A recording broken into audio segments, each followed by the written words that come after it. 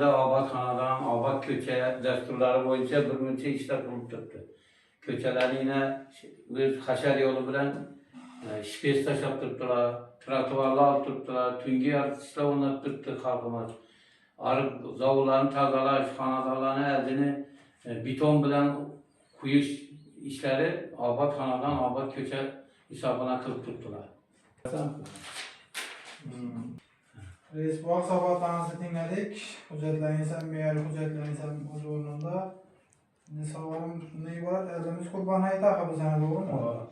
Şu Kurban Hayatı münasebeti bile Xəşər yollarının çıkmış işler alıp varladı. Şu hakkından toxtalıp ötürüyoruz. Erteğinden başlayıp huduttaki 3 kabristandan Xəşər yolu bilen bütün halkımızın ağzını çizgini təminləyib Kurban Hayatı təyərgərliyi kabristanlarını her bir ata-ana bağımı, ötkərlər bağımı, 10 gününden bir günü açılma, evlatlarımız olma, hemmesi ayıklanıp, tazalanıp, kabristanların devrek deyişler, hemmesi tazalanır.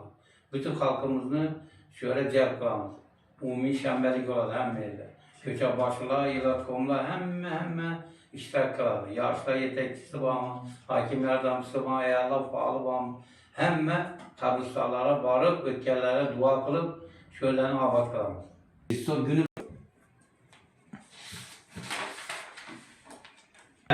bu Xəşər asasen Kurban eğitim münasebeti getirildi.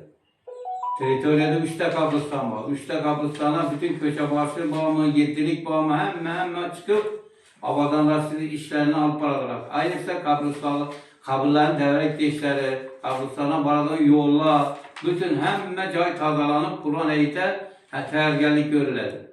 Şunun bilen bir katarda yeki ağız yaşıcı aileler bağ, adamlar bağ, bulanık ilerinden varıp abad kılıp, eklep, bağında ekilmeyen yer olsa ekip, hemmesini abadanlaştırı iş kılıp, Kurban eğite acayip kötərinki ruhda halkımızı yaxşı keyif etmek kütüp alır.